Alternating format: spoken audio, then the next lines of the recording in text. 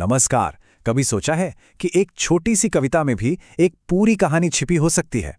आज हम शेल सिल्वरस्टीन की एक बहुत ही मजेदार और क्लासिक कविता मगरमच्छ का दांत दर्द को समझने की कोशिश करेंगे और देखेंगे कि कैसे बस चंद लाइनों में एक पूरी की पूरी कहानी बुंदी गई है।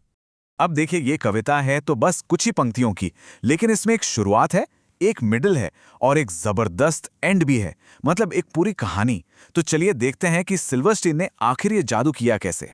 तो सबसे पहला सवाल, क्या होता है जब एक मगरमच्छ डेंटिस्ट के पास जाता है?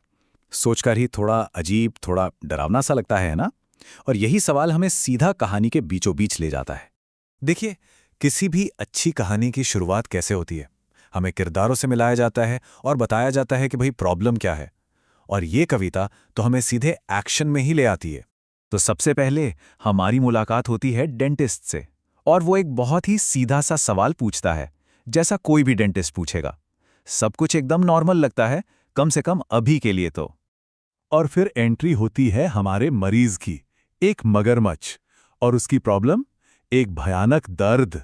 बस यही वो एक लाइन है जो पूरी कहानी की आग को हवा दे देती है। सोचिए, एक भयानक दर्द। ये छोटा सा फ्रेज ही सब कुछ है। इसी की वजह से एक डेंटिस्ट और एक मगरमच्छ एक ही कमरे में मौजूद हैं, जो अपने आप में ही कितनी अजीब बात है। और बस यहीं से कहानी में मजा आना शुरू होता है। चीजें अजीब होने लगती हैं। जो एक नॉर्मल सा डेंटल अपॉइंटमेंट लग रहा था ना, वो बहुत तेजी से कुछ और ही बनने लगता है। और फिर ये होता है, डेंटिस्ट साहब जो हैं वो मगरमच्छ के मुंह के अंदर ही चढ़ जाते हैं। मतलब ये वो पल है जब हम सब सोचते हैं कि भाई ये डेंटिस्ट सोच क्या रहा था। तो आखिर डेंटिस्ट का प्लान है क्या? स्टेप 1, मगरमच्छ के मुंह में चढ़ जाओ। स्टेप 2, दांत निकालना शुरू कर दो। और स्टेप 3, जोर जोर से हंसो। मतलब ये तो बिल्कुल ही बेतुका है। इससे पता चलता है कि ये डेंटिस्ट शायद उतना प्रोफेशनल नहीं है जितना हमने शुरू में सोचा था। जरा इस सीन को देखिए। एक तरफ तो मगरमच्छ है जो दर्द से चिल्ला रहा है, और दूसरी तरफ डेंटिस्ट है जो हंस रहा है। ये कॉन्ट्रास्ट हमें सोचने पर मजबूर कर देता है कि आखिर यहाँ असली विलन है कौन। चलिए, अब आते हैं कहानी के टर्निंग पॉइंट पर। वो एक पल जहां सब कुछ बदल जाने वाला है, कहानी का क्लाइमैक्स। ओह, ये तो गलत वाला निकाल दिया। ये शायद डेंटिस्ट के मुंह से निकले आखिरी शब्द थे।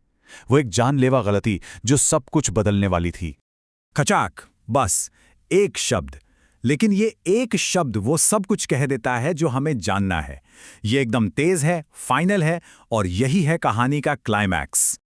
और उस खचाक की आवाज के ठीक बाद नतीजा हमारे सामने है। डेंटिस्ट साहब नक्शे से ही गायब हो चुके हैं। और वो भी ऐसा वैसा गायब नहीं, बिल्कुल गायब। किसी को नहीं पता कि वो नॉर्थ गया, साउथ गया, ईस्ट या वेस्ट। वो तो बस चला गया, बिना कोई नामो निशान छोड़े। तो चलिए अब कहानी के आखिरी हिस्से की तरफ चलते हैं। ये एक तरह से पंच लाइन है, एक ऐसा ट्विस्ट जो पूरी कहानी को एक बिल्कुल नया मतलब दे देगा। तो जरा सोचिए, क्या हो अगर दांत में दर्द कभी था ही नहीं? क्या हो अगर ये सब एक जाल था? ये आखिरी ट्विस्ट पूरी कहानी को सिर के बल खड़ा कर देता है। ये कहानी एक डेंटल विजिट की थी ही नहीं, ये तो एक शिकार की कहानी थी। और कविता हमें इस एक सवाल के साथ छोड़ जाती है, लेकिन एक डेंटिस्ट से कम या ज्यादा क्या फर्क पड़ता है? ये एक बहुत ही ठंडा, थोड़ा अजीब पर यकीनन मजेदार अंत है। ये हमें शेल सिल्वरस्टीन की अनोखी दुनिया की एक झलक दिखाता है। एक ऐसी दुनिया जहां बच्चों की कविताओं में भी जिंदगी की गहरी और कभी-कभी थोड़ी डरावनी सच्चाइयां छुपी होती हैं।